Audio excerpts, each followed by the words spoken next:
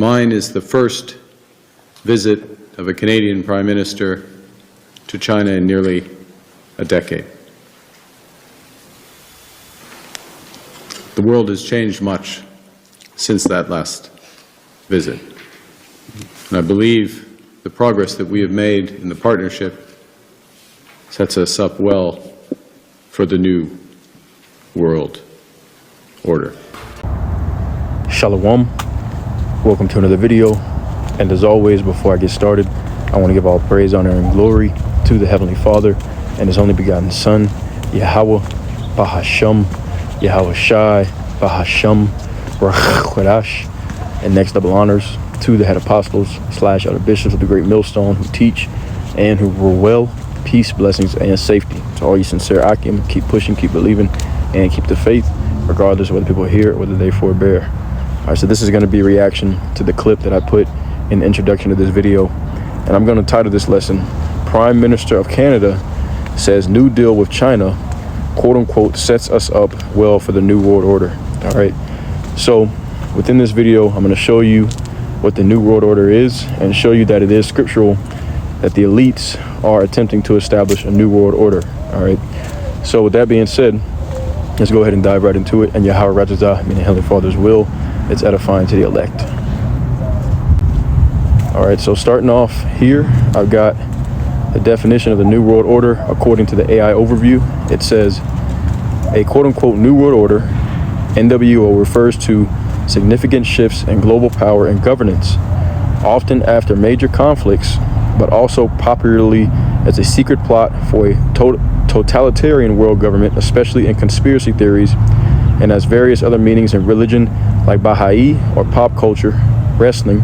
In politics, it describes historical periods like post-World War I or post-Cold War shifts in international relations, while conspiracy theories claim shadowy elites aim for total control. All right, so it kind of makes a mockery of the notion that the elites, which people would call the Illuminati, all right, the Zionist bankers, elite banking families, all right, in the scriptures they're known of as Lucifer in Isaiah 14 and 12. They're making a mockery of the fact that they do want to establish a New World Order, and in this definition, a totalitarian world government.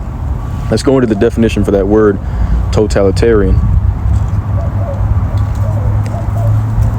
All right, it tells you, okay, a totalitarian government, all right, from the New Oxford American Dictionary, it says relating to a system of government that is centralized and dictatorial and requires complete subservience to the state. All right, so that's essentially, okay, what the New World Order is. All right, they want complete subservience to the state. They want to be able to play God on earth.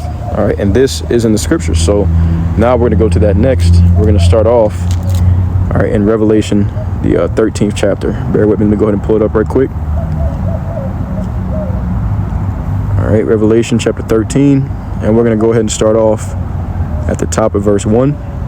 All right, it says, and I stood upon the sand of the sea and saw a beast rise up out of the sea, having 7 heads and 10 horns, and upon his horns 10 crowns, and upon his heads the names of blasphemy. All right, now this is not a literal beast. Okay, if you want to get the understanding of what it's talking about, we're going to go to Daniel the 7th chapter. All right, in the next tab over. All right, and I'm going to start off here in verse 1. Okay, Daniel 7 and 1, it says, in the first year of Belshazzar, king of Babylon, Daniel had a dream and visions of his head upon his bed. Then he wrote the dream and told the sum of the matters. Daniel spake and said, I saw in my vision by night, and behold, the 4 winds of the heaven strove upon the great sea. And 4 great beasts came up from the sea, diverse one from another. All right, skipping down to verse 7. And after this, I saw in the night visions, and behold, a 4th beast, dreadful and terrible, and strong exceedingly, and it had great iron teeth, and it devoured and brake in pieces, and stamped the residue with the feet of it, and it was diverse from all the beasts that were before it, and it had 10 horns. Now, okay, notice it said that it had 10 horns. Let's go back to Revelation 13, okay, in verse 1, and you see the same thing on this beast, okay, has 7 heads and 10 horns. So it's the same beast spoken of in Daniel 7. And we go back, all right, it's going to tell you what that beast is. I'm going to skip down to verse 15. Okay, Daniel 7 and 15. I, Daniel, was grieved in my spirit in the midst of my body, and the visions of my head troubled me. I came near unto one of them that stood by and asked him the truth of all this. So he told me and made me know the interpretation of the things. These great beasts, which are four kings which shall arise out of the earth. Okay, so the beast that he's talking about in Revelation 13 and here in Daniel 7, with the 7 heads and the 10 horns, is not a literal beast, it's 4 kings, okay, 4 kingdoms, okay? It says, but the saints of the Most High shall take the kingdom and possess the kingdom forever, even forever and ever. So, all right, this 4th beast with the 7 heads and 10 horns, this is the final kingdom, okay, that will rule on the earth before the children of Israel take over the kingdom by way of Yahushua, who the world ignorantly calls Jesus. All right, now, for further edification on that, what we're going to do, we're going to go to the blue letter. Okay, the blue letter actually tells you what the 4 beasts are. All right, in Daniel the 2nd chapter, because King Nebuchadnezzar, he had a dream about these 4 beasts as well. All right, so we'll go to Daniel chapter 2. But he had a dream about them in the form of a statue. All right, so okay, Daniel 2 and 31, and you see it's entitled The King's Dream. And I'm not going to read it all, but it goes into, like I said, he saw the 4 kingdoms that would rule over the earth, all right, in the form of a statue. And right here, it tells you, just in the titles of these different portions of the chapter, it tells you what the 4 kingdoms were. All right, Babylon, okay, the 1st kingdom. All right, then Medo-Persia, then Greece is the 3rd, and then the 4th is Rome, okay? And it even tells you that in Daniel 2 and 40. And the 4th kingdom should be as strong as iron, okay, just like we read in Daniel 7. So now when we go back to Revelation 13, okay, and we read from verse 1 again, all right, and this is all important to understand this context for the setup of the lesson as we read here, Revelation 13 and 1. We understand now that this beast that you're seeing, okay, with the 10 horns, all right, this is not talking about an actual beast. It's talking about the 4th kingdom upon the earth, which is the Roman Empire. All right, so let's continue reading Revelation 13 and 1. And I stood upon the sand of the sea and saw a beast rise up out of the sea, having 7 heads and 10 horns, and upon his horns 10 crowns, and upon his heads the name of blasphemy. And the beast which I saw was like unto a leopard, and his feet was the feet of a bear, and his mouth is the mouth of a lion. And the dragon gave him his power and his seat and a great authority. And I saw one of his heads as it were wounded to death, and his deadly wound was healed. And all the world wondered after the beast. And what this is going into, all right, is the Western Roman Empire falling and then being raised back up. It fell around 476 AD. All right, and then it was raised back up during what's known as the Renaissance period, okay, in the 15th century. So for about 1,000 years, okay, that the seat of this beast system, okay, the Roman Empire had fallen, all right, and it was rebirthed during the Renaissance period. That's what that word Renaissance means. All right, it says, verse 4, and they worshiped the dragon, which gave power unto the beast, the dragon being Rome, and they worshiped the beast, saying, who is like unto the beast, who is able to make war with him? Okay, who is able to make war with the West? All right, with the European power structure. Okay, now we're gonna skip down. All right, like I said, I'm showing you all this for context because, all right, we're skipping down to verse 11. This is the part that we are in right now. All right, Revelation 13:11. Okay, it says, and I beheld another beast coming up out of the earth, and he had 2 horns like a lamb, and he spake as a dragon. Now this is talking about this modern day kingdom, all right, the United States of America, in particular being the chief seat of the revived Roman Empire.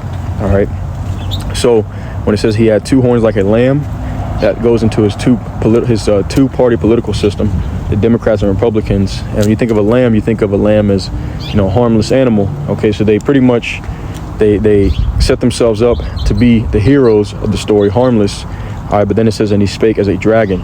Okay, so he's speaking as the wicked. All right, pretty much as the devil. Okay, so he appears to be, you know, like he's for the people, but he's really seeking to destroy. All right, verse 12, and he exerciseth all the power of the first beast before him, all the power of the Roman Empire before him, and causeth the earth and them which dwell therein to worship the first beast, whose deadly wound was healed. Okay, to worship Rome. All right, so even when you look at even the architecture, a lot of the different customs that Americans follow, like the different sports, those sports arenas, they all go back to the Colosseum, okay, the Roman architecture, Greco-Roman architecture of all of our government buildings, et cetera, et cetera. All right, so this is just, once again, I'm showing you all this for context to show you that we are in this Roman Empire right now. All right, it says, verse 13, and he doeth great wonders, so that he maketh fire to come down from heaven on the earth in the sight of men. He did this by way of the atomic bombs. Okay, the United States of America, okay, was, I believe, the first nation to use a form of nuclear weapons or atomic bombs, all right, on Hiroshima and Nagasaki, all right, during World War II. And also, they also bombed Tokyo as well. But continuing on, it says, and deceiveth them that dwell on the earth by the means of those miracles which he had the power to do in the sight of the beast, saying to them that dwell on the earth that they should make an image to the beast which had a wound by a sword and did live. All right, they should make an image. And let's go into that word for image. Okay, that word for image is the word icon in the Greek. Okay, Strong's G 1504. Get the pronunciation of it. Strong's G 1504. Icon. Icon. All right, and let's go ahead and click on it. Okay, and it tells you what it is. All right, it says that the image is the image of the things, okay, used in the moral likeness of one, the image of one. All right, in the, let's see, Strong's definitions, it says the likeness, the statue, the profile, the representation, or the resemblance of, okay? So America, all right, resembles, oh, this new revived Roman Empire resembles the old one, okay?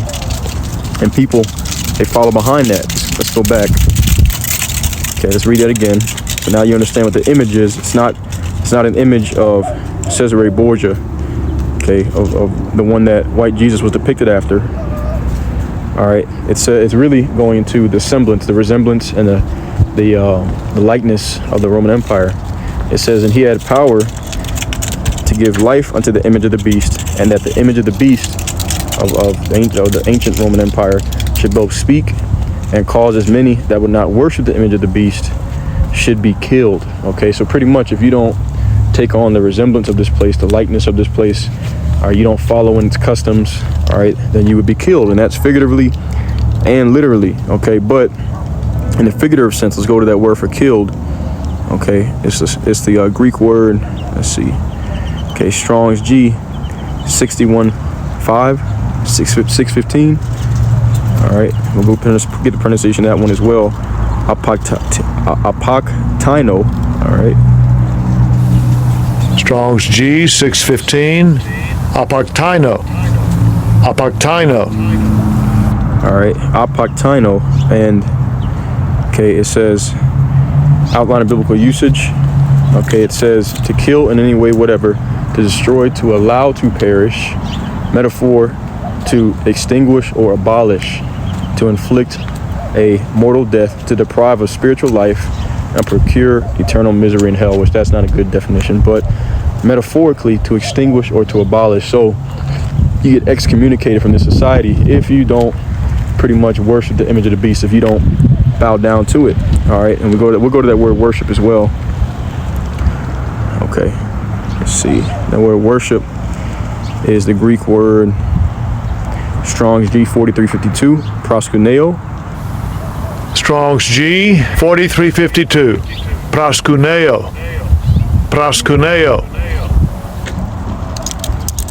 Okay, and that one, all right, it says outline of biblical usage, to kiss the hand of in token of reverence. All right, in the New Testament, definition 3, in the New Testament, by kneeling or prostration, to do homage, to make obeisance to, whether in order to express respect or to make supplication. So, all right, they want the whole earth, the whole world to make obeisance, okay, meaning to be obedient unto, all right, the beast, unto this revived Roman Empire. And if you don't, then you will be extinguished, you will be excommunicated, all right. And they actually, over in China, they have, they call, I forgot exactly what they call it. I might not be in China, it's one of those Asian countries. They have people that they call the walking dead, because even though they're physically alive, okay, they've been excommunicated from society, because over there in China they have the social credit score system. A lot of them are already chipped over there. All right, digital ID, all that kind of stuff. So if you do things that anger, the Chinese government, they're able to pretty much cut you off from life itself. Okay, and that's exactly what the New World Order is really all about. Hence the word, we got the definition of the word totalitarian. Okay, they want full control over the people of the earth. All right, like I said, this is in the prophecies. Okay, we're reading it. So let's go back. All right, let's go back, read it again.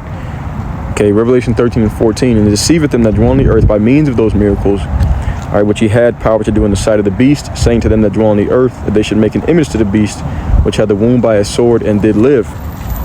And he had power to give life unto the image of the beast, and the image of the beast should both speak and cause that as many as would not worship the image of the beast should be killed. So as many as do not pretty much bow down to the beast system.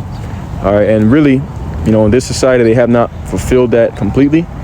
All right, you are kind of, to a certain extent, you're like a pariah if you don't partake in the customs and the ways of the West. All right, but this pushes us to the next point.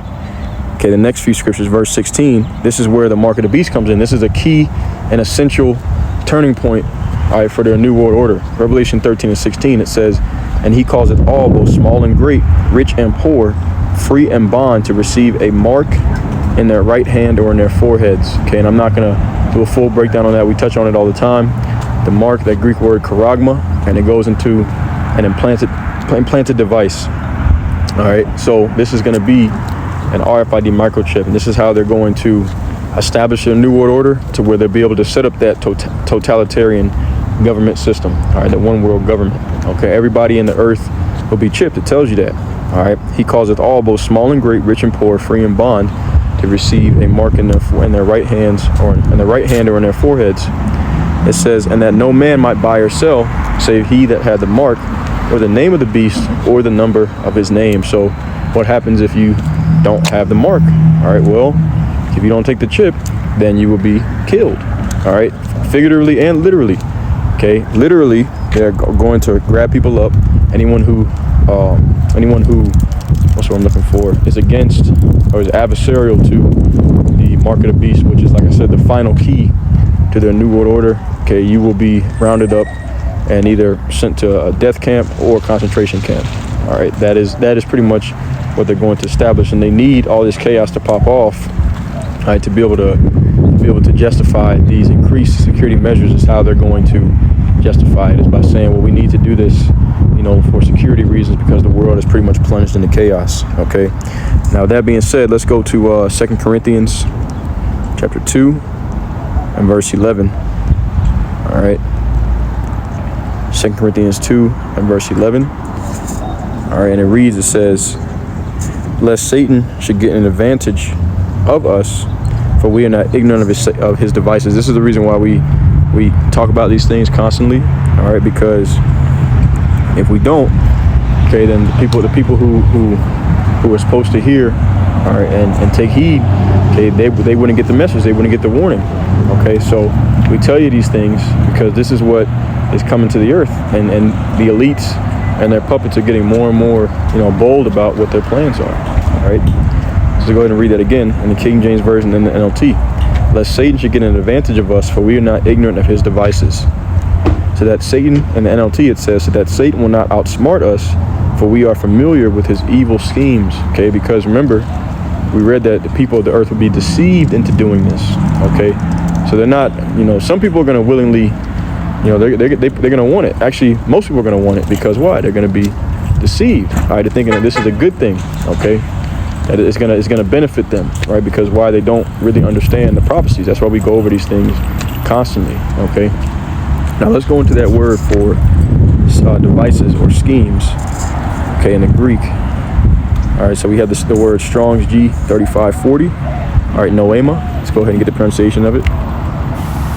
Strong's G 3540, naima. All right, now we go into that word. Okay, the Greek word naima, and it says, outline of biblical usage, a mental perception, a thought, an evil purpose. All right. Okay, so this is an evil purpose, an evil plan that the elites have. All right, and eventually, like I said, they're gonna push it forward, and they're letting you know. Okay, they're letting you know. They're telling you outright, all right, that they're preparing for a new world order. Okay, he uses exact words. All right, he says that this deal with China sets us up well for the new world order. Okay, like I said, this is just, you know, everything that's happening is all working towards that point because it's prophecy. We broke it down in Revelation 13 that, you know, those who do not worship the beast and its image, okay, would be killed. All right, meaning you'd be excommunicated from society, pretty much effectively forcing you to do whatever they want you to do. All right, hence totalitarian. All right, now let's go to the book of Job, because the Heavenly Father is going to disappoint their devices. All right, he's going to disappoint the devices of the crafty. Okay, Job chapter 5. I'm going to start at verse 8. It says, I would seek unto the Most High, and unto the Most High would I commit my cause, which doeth great things and unsearchable, marvelous things without number, who giveth rain upon the earth and sendeth waters upon the fields, to set up on high those that be low, that those which mourn may be exalted to safety. So that's what we do. We give our, plead our cause to the Heavenly Father. Okay, because when that time comes, He's not with you. You're going to be pretty much forced to take that chip. All right, because like we read, all right, that if you don't take it, you'll not be able to buy nor sell. Well, all right, what happens if you can't buy or sell? You can't eat. Okay, you can't get water. You can't pay for your housing. You can't pay for your car. Can't put gas in your car. Can't pay for your cell phone. You'll be fully excommunicated from this world. So you have to depend on the Heavenly Father. All right, and He said He's gonna exalt the afflicted to safety. All right, verse 12, it says, He disappointed the devices of the crafty, so that their hands cannot perform their enterprise. See that? So He's gonna, even though they have this plan, okay, so like it's not gonna work. Okay, they are gonna chip everyone, but the elect is not gonna be chipped, and the elect is gonna escape. And really, ultimately, what it really comes down to is that they are trying to prolong their rulership so that they can eventually, really, they want to try to stop their kingdom from falling. That's what the New World Order is really all about. Because according to biblical prophecy, like we read in Daniel 7, okay, the kingdom is going to be translated, all right, from the Edomites. That's who's ruling right now, from the descendants of the Greeks and the Romans, which are Edomites, over to Jacob. Okay, and they're trying to stop that. That's why they want to set up this New World Order. But it says He frustrates the plans of schemers so that the work of their hands will not succeed. Okay, fire, because they are scheming over the people of the earth. All right, He's going to stop them. He's not going to allow them to succeed in their plans. All right, let's read that again. Job 5 and 12. Okay, it says, He disappointed the devices of the crafty, so that their hands cannot perform their enterprise. He taketh the wise in their own craftiness, and the counsel of the froward is carried headlong. They meet with darkness in the daytime, and grope in the noonday as in the night. But He saveth the poor from the sword, from their mouth, and from the hand of the mighty. Okay, so while they're setting up these traps, okay, for the poor, the Heavenly Father is preparing deliverances for them. All right, it says, so the poor hath hope, and iniquity stoppeth her mouth. All right, so the Heavenly Father, He is going to deliver His elect out of this trouble that they have prepared. Okay, let's go to Psalms 21st chapter.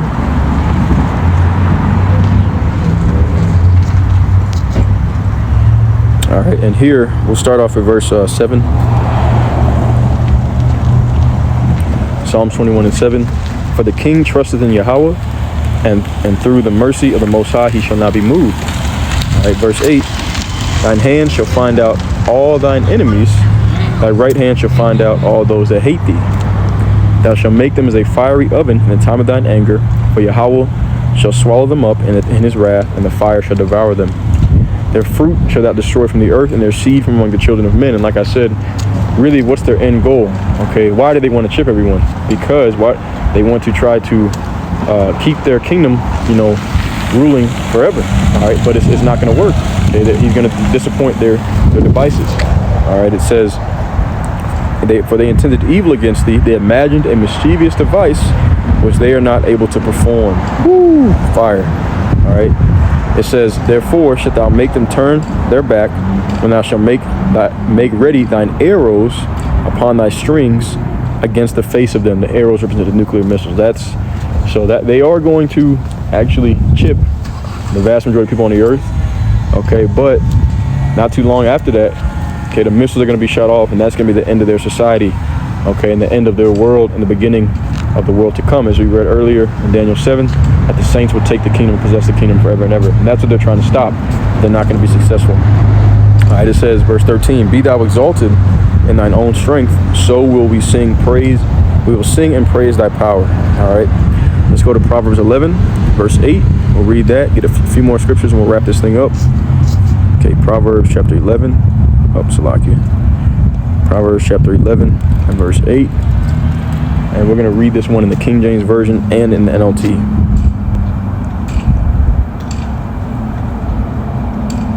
Okay, Proverbs 11 and 8, King James Version. It says, the righteous is delivered out of trouble, and the wicked cometh in his stead. And the reason I'm reading this is because, all right, like I said, they are planning to establish this new world order, as I've shown you, Revelation 13th chapter. All right, to where they're going to establish a totalitarian worldwide government. All right, and anybody who does not take their RFID microchip will not be able to buy nor sell. You will effectively be excommunicated, okay, effectively killed, and like figuratively and literally, okay, figuratively and literally. In the NLT it says, the godly are rescued from trouble, and it falls on the wicked instead, because the same plans how they're trying to, pretty much enslave the population of the earth, the people. All right, the Heavenly Father is going to make sure that their kingdom falls, and that they actually fall into the same traps that they are setting up for the people of the earth. According to biblical prophecy, after America, Babylon the Great is nuked and their kingdom falls, okay, the elect is going to come down with the angels, all right, and they're going to take captive the ones who had them captive. They're going to rule over their oppressors, all right, according to Isaiah 14, verses 1 and 2. So, okay, they are setting a trap to try to enslave the people of the earth and to try to stop Jacob from inheriting the kingdom. Okay, but that same trap they're setting is actually going to fall upon them, and the righteous is going to be delivered. All right, so let's close it out here. Let's go to Isaiah 44, and we'll end it off here, all right? I'm going to start at verse 23. Okay, it says, sing, O ye heavens, for Yahweh hath done it. Shout, ye tower, ye lower parts of the earth. Break forth into singing, ye mountains, O forest, and every tree therein. For Yahweh hath redeemed Jacob and glorified himself in Israel. So, okay, we're rejoicing because we know that them setting up the new world order, all right, is pretty much one step closer, and really the last thing we're waiting on, all right, before our deliverance. As soon as they set up that new world order, that's when the Heavenly Father is going to send those arrows after them, all right, the nuclear missiles, to destroy everything they've built. Verse 24, thus saith Yahweh thy Redeemer, and he that formed thee from the womb. I am Yahweh that maketh all things, that stretcheth forth the heavens alone, and that spreadeth abroad the earth by myself, that frustrateth the tokens of liars, and maketh diviners mad, that turneth wise men backward, and maketh their knowledge foolish. And we read in Job 5 that he would cast the counsel of the wicked headlong. All right, so he's gonna flip everything upon them on their heads. All their wisdom, okay, is gonna be made to be foolish before the Most High. They have, all this advanced weaponry technology and all that stuff, okay, but none of it is going to deliver them, all right, from the Most High's wrath, and eventually transferring over the kingdom to the Israelites. All right, and we're prophesying at this, verse 26, that confirmeth the word of his servant, the prophets, and performeth the counsel of his messengers, that saith to Jerusalem, thou shalt be inhabited, and to the cities of Judah you shall be built, and I will raise the decayed places thereof. So he's saying to us, I will raise you up, I will restore you. All right, that's the gospel. That's what the promises are all about, is a restoration of Jacob, starting off the tabernacle of David. Okay, and he's going to confirm that. All right, just like we've been prophesying, he's going to show us. We're going to see it with our own eyes. That saith to the deep, be dry, and I will dry up thy rivers. Okay, so right now they're the deep, they're on top, and he's going to abase them, and he's going to exalt the abased. Okay, verse 28, that saith of Cyrus, he is my shepherd, and shall perform all my pleasure, even saying to Jerusalem, thou shalt be built into the temple, thy foundation shall be laid. Okay, the tabernacle of David and the temple of the Heavenly Father Yahweh, all right, which is with his men. Okay, it's going to be reestablished and beautified, sanctified, and he's going to give his men the kingdom, and his spirit is going to dwell within them forever. All right, regardless of what Esau's plans are to try to establish his NWO. Okay, but this is a beautiful thing. Okay, we here. All right, they're letting you know, they're telling you, right, that's what they're getting ready to do. Okay, he said like that Canadian Prime Minister. Okay, this is the perfect time, or we now have the perfect setup, you know, for the New World Order. Okay, roughly paraphrasing his words, but that's it. I'm going to go ahead and close it out there. Heavenly Father's will is edifying as always. All praise, honor, and glory to Yahweh, Bahasham, Yahweh Shai, Bahasham, Rachwadash. And until next time, Shalom, Wa Abad Babal.